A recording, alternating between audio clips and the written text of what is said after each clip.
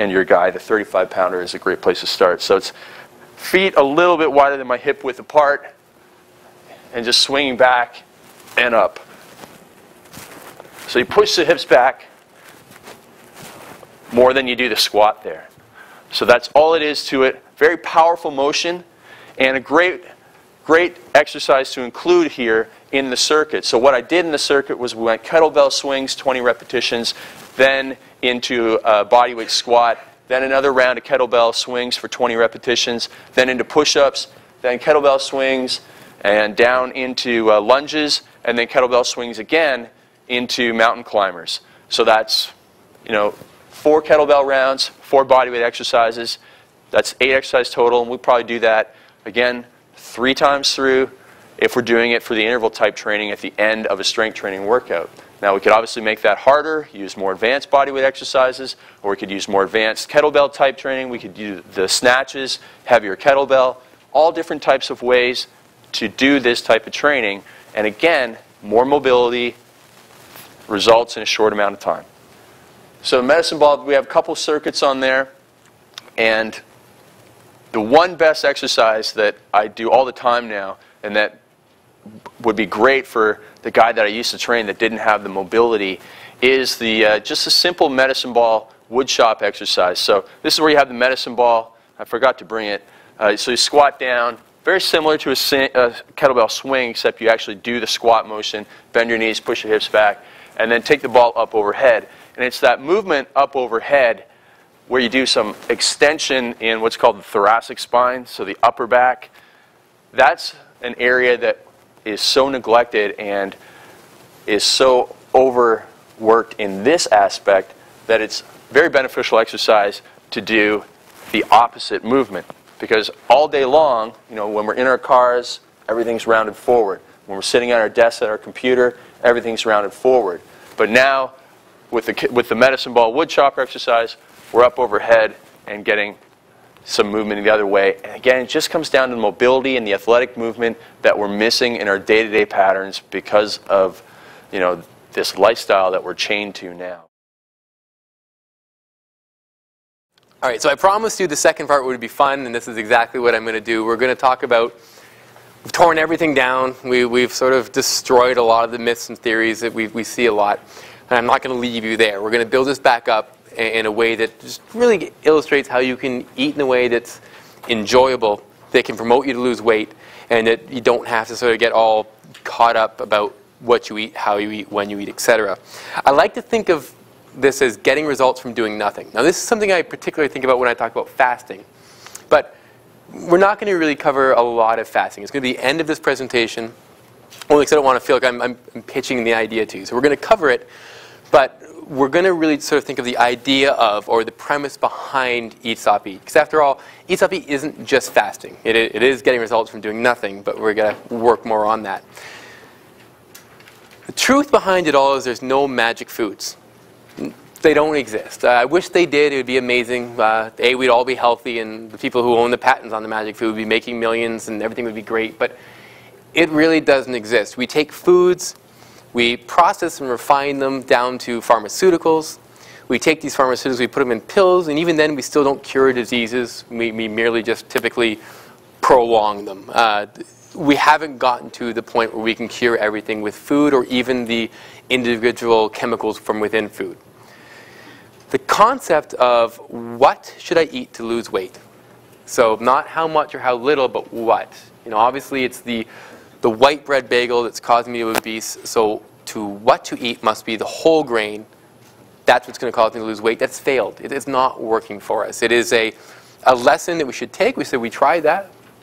We spent nearly a decade on it. It didn't work out so well, so let's move on.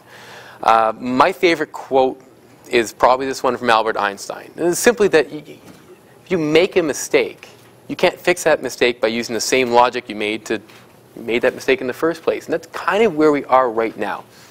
We've concentrated on what to eat, and we've continued to eat too much, or exercise too little, depending on how you want to look at it. But it's gotten us to a point where obesity and the obesity epidemic is something you will read about on papers or see on television on a daily basis. So we can agree that it's probably whatever advice we're giving or been given isn't helping. So we need a new style of think. Okay, so with weight loss, outside of literally cutting off the fat, only thing you can do is create a calorie deficit. And kind of sort of simplify everything down, what I've done up here today and what I'm going to continue to do is going to show you simple and easy ways to eat less. And really what Craig has done is showing you simple and easy ways to work out more. The principal idea is less and more, and that's what we're going to work around. So if less is the answer, and less is the answer, what we have to find is the easiest, simplest, and most effective way to eat less in a way that we still enjoy, because food is pleasure. And to deny that is setting yourself up for failure by thinking, no, I feed the machine, I don't eat for taste. It's not possible. It's our innate nature. That's why food tastes, and that's why some foods taste so good. If we want to find a way to eat less that's simple, effective, but easy at the same time. All right, so here's a question. How much should we eat? I mean, I've explained to you all this metabolic stuff is largely ineffective. So the last thing we have left is eat less, and that's scary to a lot of people because we don't want to all of a sudden eat a whole bunch less. So I want you to think about just a slight move, a slight change in how much you eat.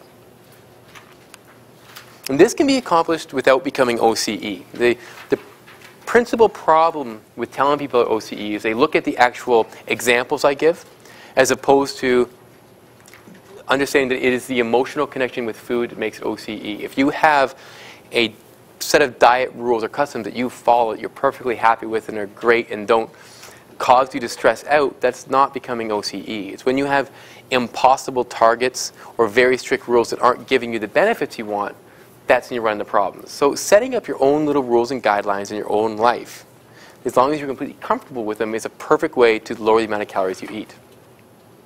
So if you consider this, I didn't tell you either, the right-hand side sort of obsession. This is where you obsess about food all the time, that there are magic foods, you're going to try them, it's the ratios, it's certain things at certain times of day.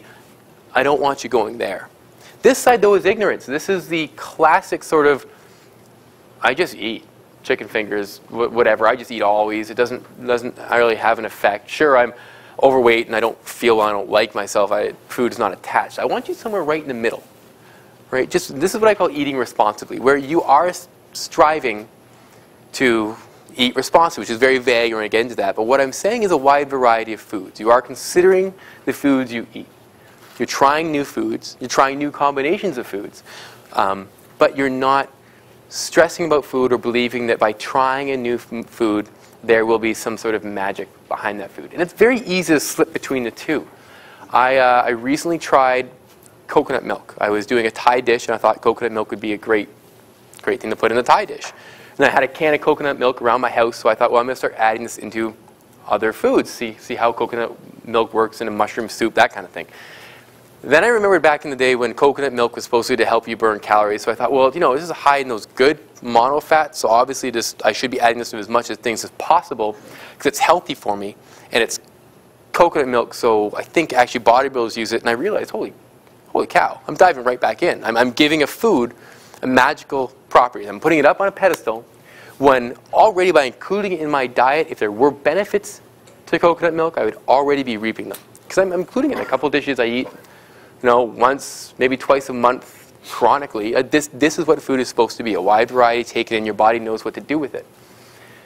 Trying to convince yourself that food has properties or that your body should do something different with them isn't going to work. You cannot simply convince your body that by drinking coconut milk you should be leaner and or stronger. Your body's going to do with that exactly what it wants to. And that's the harsh reality of food. So I want you right in the middle where you're thinking about food, you're trying new foods, you're paying attention to literally how much you eat, but you're not obsessing about it, but you're not just sort of ignoring every and all piece of health advice you could get. Okay, so creating your deficit, which is what this is really all about. We're looking for long-term success. A transformation contest is one of the best ways to get in shape. It's 8 or 12 weeks. Long-term success will keep you looking like that for the rest of your life. So once you've made a transformation, once you've made a decision to make a change, you need to make sure that you're ensuring that you're going to have long-term success. So the diet has to fit into your lifestyle.